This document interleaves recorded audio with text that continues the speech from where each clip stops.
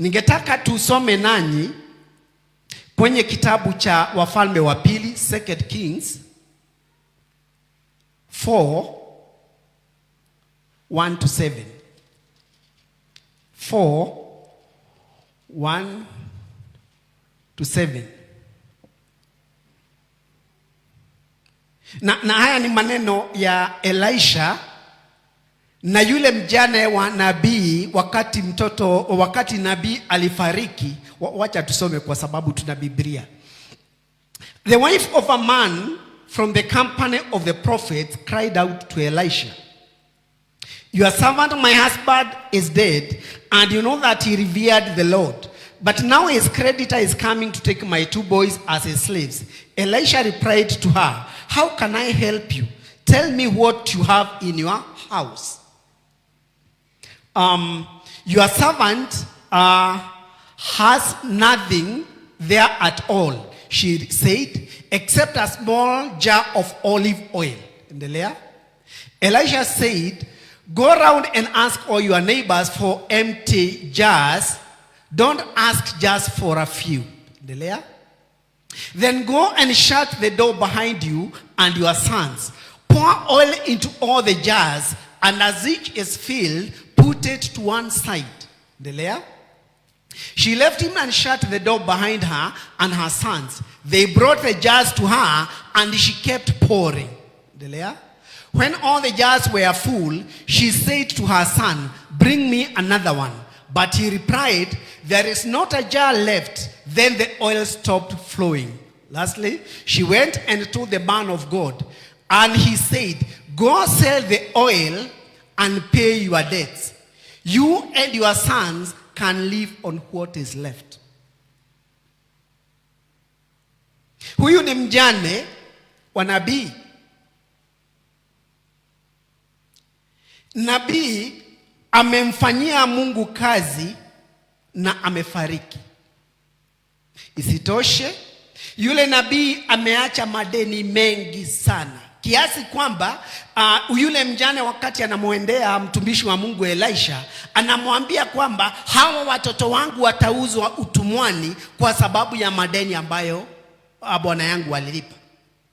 Mtumishi wa Mungu akamwambia namna gani? Kwamba enenda utafute vyombo vya kutilia mafuta, alafu ujifungie ndani, halafu uweke yale mafuta ndani ya vile vyombo.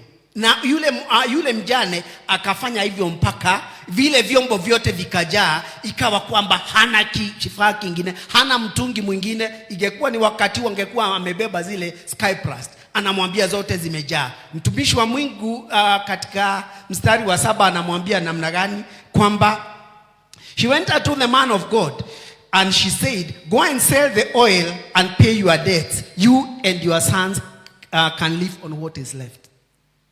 Wacha tujiulize, tunazungumzia juu ya kumtumikia Mungu. Think about this man of God. Think about this prophet. Huyu ni mtumishi wa Mungu na anaishi na madeni. Labda hatujaambiwa, lakini penginepo hata alikufa kwa sababu ya nini? Ya pressure. Labda damu ilipanda kwa sababu mimi namtumikia Mungu. Madeni ndio haya, hata siwezi kukimu mahitaji ya jamii yangu, na kwa hiyo wakati anapofariki, anafariki katika nini? Katika madeni. The point I want you to note is that when you serve God, sometimes the benefits zinaingia kwa vizazi vyako. Angalia hapa kwamba wewe jiweke katika miguu ya yule mjane. Labda kama hakuwa mwanamke ama mama ambaye alimjua Mungu vizuri, labda hata alikuwa anamuuliza bwana yake, kama yule bibi ya Ayubu, "Sasa huyu Mungu namtumikia na madeni ndio haya, huyu ni Mungu wa aina gani unamtumikia?" Na si tofauti na wakati ambapo sisi wakati mwingine tunajikuta katika hali zile. Sasa hivi tuko katika Januari hii, tunajua kwamba baada ya wiki 2 watoto wanatakiwa kurudi shule. Na mliona kwamba ile ruzuku kidogo, ile fees ya boarding schools ambayo ilikuwa imeondolewa sasa imerudishwa. So we expect that the fees will go up, maybe not for the day schools. Na kwa hivyo wewe umekuwa hapa unamtumikia Mungu. Hiyo ni shule tunarudi, watoto wanarudi na huna nini? Na huna fees. Right now it's the end of the month. Nyumba penginepo hujafanya nini? Hujalipa. Hata wewe unafikia wakati unajiuliza, imekuwaje kwamba Mungu nakutumikia na kwamba sasa sijapata nini? Sijapata hata fees, sina rent, sina hata chakula, hata wakati sikukuu watu wengine wanasherekea, mimi sisherekei. Na nataka kukuambia hivi kwamba Mungu anayajua haya, na huenda hii huduma, huenda wewe usione manufaa yake, lakini ukweli ni kwamba wakati wa vile vizazi vyako vijavyo vitakuja kushuhudia uaminifu wa Bwana kupitia kwa manufaa. That is why the Bible says kwamba ufalme huu ni wetu na watoto na vizazi vyetu. Bwana asifiwe. Kwa hivyo kama unaandika ni kwamba serving God or service to God benefits us and our children or our generations.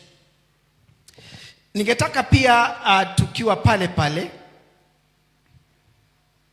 na hili ni bado tukiwa 2 Kings, we are looking at the benefits of serving God. 2 Kings, ningetaka tusome pale sehemu hiyo ya 4 kuanzia 8. Kuanzia mstari wa 8. Bado ni mtumishi Elisha na yule mwanamke Shunammite. Tutasoma tu mistari michache. One day Elisha went to Shunem, and a well-to-do woman was there who urged him to stay for a meal. So whenever he passed by, he stopped there to eat. She said to her husband, I know that this man who often comes our way is a holy man of God. Endelea. Let's make a small room on the roof and put in it a bed and a table, a chair and a lamp for him. Then he can stay here whenever he comes. Endelea. One day when Elisha came, he went up to his room and lay down there. He said to his servant Gehazi, call the Shunammite. So he called her, and she stood before him. Elisha said to him, tell her, you have gone to all this trouble for us. Now what can be done for you? Can we speak on your behalf to the king or the commander of the army? She replied, I have a home among my own people. What can be done for her? Elisha asked. Gehazi said, she has no son, and her husband is old. Endelea. Then Elisha said, call her. So he called her, and she stood in the doorway. Endelea. About this time next year, Elisha said, you will hold a son in your arms. No, my Lord, she objected. Please, man of God, don't mislead me. Wacha tufikishe hapo. Tunazungumza juu ya huduma kwa Mungu na tukasema aje? That service to mankind, service to people is service to God. Angalia huyu mwanamke wa Shunem, the Shunammite woman. Some Bibles talk about, some versions say that she was well to do. Yani tunapoongea juu ya mtu kwamba he is well to do, huyu ni mwanamke ambaye alikuwa na nini? Na mali. Tazama hata wakati ambapo huyu mtumishi wa Mungu alimuuliza anaweza kumfanyia nini, hata alikuwa nimemwambia namna gani, naweza kuzungumza na mfalme, naweza kuzungumza hata na mkuu wa jeshi, labda apatiwe shamba, lakini akasema namna gani, mimi ninaishi katika miongoni mwa jamii yangu. Ni kama njia moja ya kumwambia mimi sina shida, lakini roho wa Mungu akitumia Gehazi akamwambia namna gani kwamba huyu mama hana mtoto wa kiume. We are still in service. Na kuna kitu kimoja na wamama, na nikikosea Nobody has a monopoly of ideas or thoughts. Bwana asifiwe. Kwamba wamama wana urahisi wa ile tunaita discernment, kutambua mambo. Sijui kama inaitwa intuition. Sijui kama na wale ambao ni wa miaka yangu watasema ni ukweli. Kwamba mama akiwa ameacha mtoto, yule mtoto aanze kulia ama awe na shida, si wamama huwa mnajua? Ni kweli? Wamama nataka kusikia sauti. Ni kweli? How come? Look at this Shunammite woman. Yeye amekuwa akiona mtumishi na roho, katika roho akajua huyu ni mtumishi wa kweli wa Mungu. Akafanya using that discernment, akaambia bwana yake, wacha na tutengeleze chumba fulani ili huyu mtumishi wa Mungu anapokuja apate mahala pakulala. Look at that divine connection. That with her, yeye hata hakuwa ameomba mtoto wa kiume, na miongoni wa Wayahudi, na nikisema juu ya Wayahudi hata wa Afrika ni hivyo. Bwana asifiwe. I do not know why most African and Israelites in particular were very particular about a son. Is that so? Yani mtoto wa kiume anachukuliwa, lakini tunajua watoto wote ni sawa. Na hata napendezwa na katiba yetu imesema kwamba wasichana na wavulana ni sawa. Kama ni kugawa mali, unagawia wazee. Bwana asifiwe. Hapa umesikia? Katika kugawa msiwatenge wamama, si hivyo? Ni vizuri. The essence, alikuwa hana mtoto wa kiume. Kwa hivyo huenda ikawa, ingawa hatujaambiwa, kwamba alikuwa anadhihakiwa, kama vile tumeona wamama wengine walikuwa anadhihakiwa kwamba hana na mtoto wa nini wa kiume. Lakini tazama kwamba wakati yeye ameserve mtumishi wa Mungu, hakuwa amemwekea conditions, hakuwa amesema kwamba anataka nini. Lakini Gehazi ndiye anambia mtumishi Elisha kwamba huyu mama hana mtoto wa kiume. Na sasa Elisha, mtumishi wa Mungu, akamwambia kwamba mwaka ujao wakati kama huu utakuwa umepata nini? Mtoto wa kiume. Na ukifuatilia maana ukisoma verse 17, the same book, verse 17.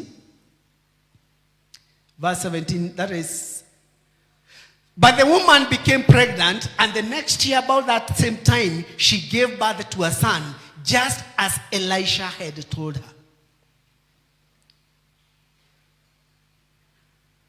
I don't know, asijui kama katika roho unaona hoja ambayo inaingia. Wakati mwingine mtu anaweza kuwa na hitaji na hajui anahitaji hilo. Bwana asifiwe. Huyu mama alikuwa na haja na mtoto wa kiume, lakini kwa sababu yeye anaona ana mali na kila kitu, hata haikumjia akilini kwamba anahitaji nani? Yule mtoto wa kiume. Kwa kweli ni Gehazi ambaye alimwambia kwamba mtumishi wa Mungu Elisha kwamba huyu mama hana mtoto wa kiume. Ukisoma mpaka mwisho, kuna wakati huyo mtoto amefariki. Mtoto akawa mgonjwa na sijui wa baba. Mtoto ako kule wanavuna na baba yake. Mtoto akaanza kusema, kichwa kinaniuma. Mzee aliita tu mtumishi wake akamwambia, to yake mwanage kiotwale nyina.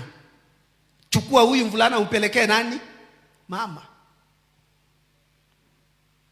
Naye mama wakati ameletewa mtoto akajua kwamba huyu mtoto nilipata kwa njia ya mtumishi wa Mungu, na hakuna kitu kingine nitafanya bali nitamchukua nimpelekee nani? Mtumishi wa Mungu. Ukisoma mpaka pale mwisho, inakuwa kwamba yule mtoto amefariki, amewekwa ndani ya chumba. Yule mtumishi wa Mungu amlilalia yule mtoto. Hakuamka mara ya kwanza, lakini mwili ukaanza ukapata joto. Akamlalia tena, ikawa kwamba akaenda chafya mara ngapi? Mara 7. Na mtoto akafanya nini? Akafufuka. So if you are writing down, the second point is service to God brings about resurrection. Resurrection. kufufua. Huyu ni mtoto. Wewe imagine any child for that matter. Na mimi sijui dunia ya leo tunaelekea wapi. Sijui wangapi waliona kwenye runinga ama kwenye news, mzee mwingine anachukua watoto wake wawili wa kike, anawapeleka kwa shamba, anawakatakata. Wengine wanauliwa, wanawekwa kwa na mimi naomba kama Wakristo tuombee ile roho ambayo iko. Maana ni roho baya, roho ya mauti.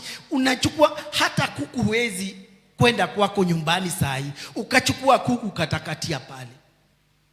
Ama mimi mkikutana katakata kuku, kichwa kitakuwa sawa?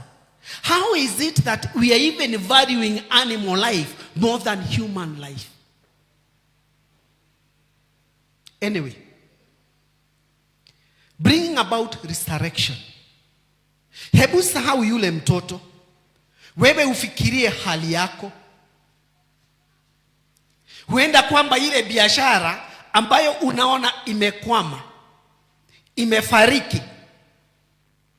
Naomba kama ungekuwa na ufunuo kama wa huyo mama. Alijua watu wengine angesikia mtoto amekufa, ni WhatsApp group.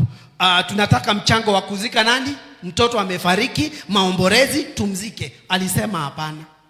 Huyu mtoto hali ulia muda ugani alega na mwana. Alimwenea mtumishi wa Mungu, akampelekea nani mtoto. Kwa hivyo hata zile hali wakati mwingine tunapitia, hali ambazo zimekufa, ni ndoa ambayo iko na matatizo, ni uhusiano kati yako na wazazi wako, ni uhusiano wako na watoto wako, ni uhusiano wako na majirani, ni uhusiano wako na wale ambao watu wanafanya kazi, hata ndani ya kanisa yenyewe. Tunaomba Mungu atupe hiyo roho ya ufunuo kwamba yale mambo ambayo yamefariki kama yule mtoto tuyalete kwa Mungu, kwa sababu kama yule mama. Maana baada unaposoma pale mwishoni mwa hiyo chapter 32,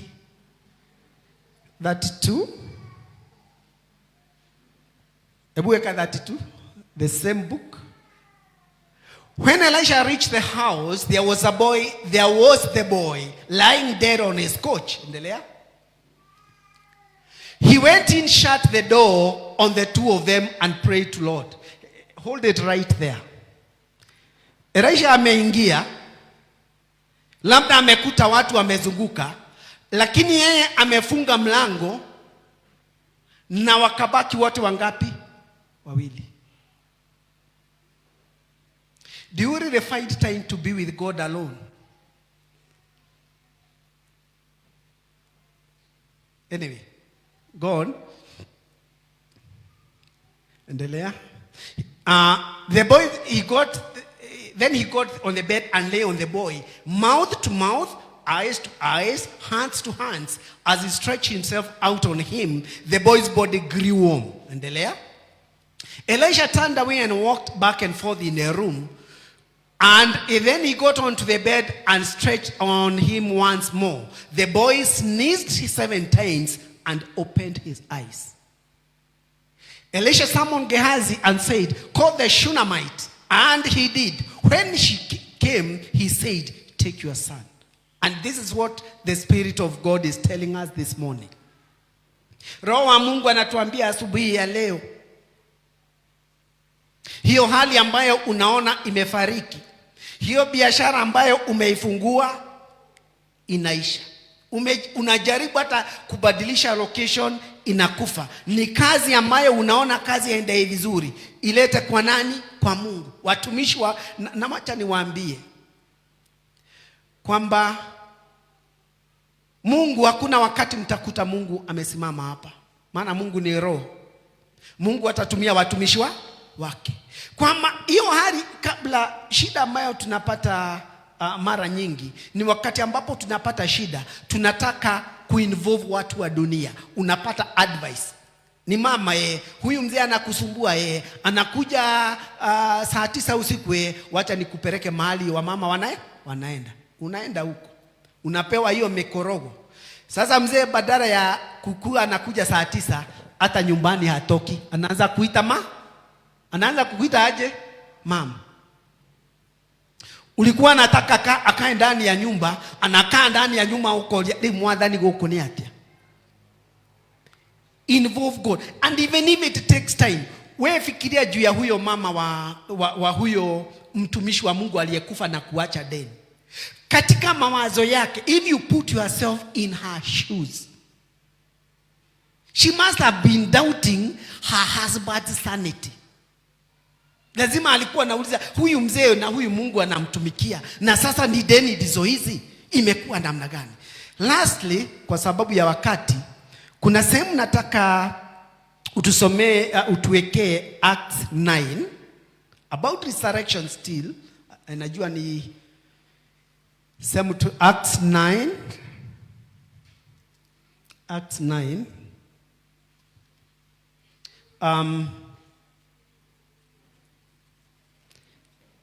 36 to 43.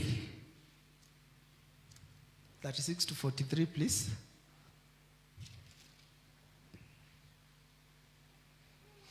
In Joppa there was a disciple named Tabitha. In Greek, her name is Dorcas. She was always doing good and helping the poor. Note that. About that time, she became ill and died, and her body was washed and placed in an upstairs room. Lydda was near Joppa, so when the disciples heard that Peter was in Lydda, they sent 2 men to him and urged, "Please come at once." Peter went with them, and when he arrived, he was taken upstairs to the room. All the widows stood around him, crying and showing him the robes and other clothing that Dorcas had made while she was still with them. Peter sent them all out. Kwa hivyo Peter waliachwa na nani ndani ya nyumba? Na Dorcas ambaye alikuwa tayari alifariki. Elisha aliachwa na yule kijana wakiwa peke yao. Anyway, Peter sent them all out of the room. Then he got down on his knees and prayed. Turning towards the dead woman, he said, "Tabitha, get up." She opened her eyes, and seeing Peter, she sat up. Hadithi ya Dorcas ama Tabitha, he took her by the hand and helped her to her feet. Then he called for the believers, especially the widows, and presented her to them alive. Hadithi ya Dorcas tunaifahamu. Hatujaambiwa kwamba Dorcas alikuwa anahubiri. Hatukuambiwa kwamba anaenda kanisani kufanya hivi. Kazi ambayo Tabitha ama Dorcas amefanya ni kuwashonea wamama nguo. And that is why the book of Colossians says that whatever you find your hands to do, do it with all your might, as if you are working to the Lord and not unto people. Kwamba yeye Dorcas hata hakuwa anajua kwamba hii kazi ambayo anaifanya ikefanya afufuliwe. Na ni kwamba sisi wakati ambapo tunajipata katika mahali ambapo Mungu amekuweka, kama unahudumu katika hiyo hoteli, yule mteja anapokuja, mpe huduma kama kwamba unamtumikia Mungu, na wala usifanye ati unampendeza aliyekuajiri. Bwana asifiwe. Sisi wengine wafanya kazi wa serikali, na unaingia ofisi zingine za serikali, unasema unaona mtu anaitwa Peter, Joseph and whomever. Lakini yale madharau saa zingine unakutana nayo kwa zile ofisi, mpaka unajiuliza ilikuwa haja gani uamke. Mimi huwa naambia wale tunafanya kazi nao, hakuna haja uamke mapema, ujitayarishe, uingie shuleni. Mimi ni mwalimu, halafu unakaa kwa staff room, huwezi kwenda. Heri hata ungekaa wapi? Nyumbani. Na huwa nawaambia hivi, hata kama utafundisha wale wanafunzi na wapate E, na mbele ya Mungu ujue umefanya wajibu wako, huna kesi mbele ya Mungu. Na hata sisi wazazi ni hivyo hivyo. Wakati ambapo Mungu amekubariki na mtoto, wakati unalialia ati ni hii, sisemi hii ni nzuri,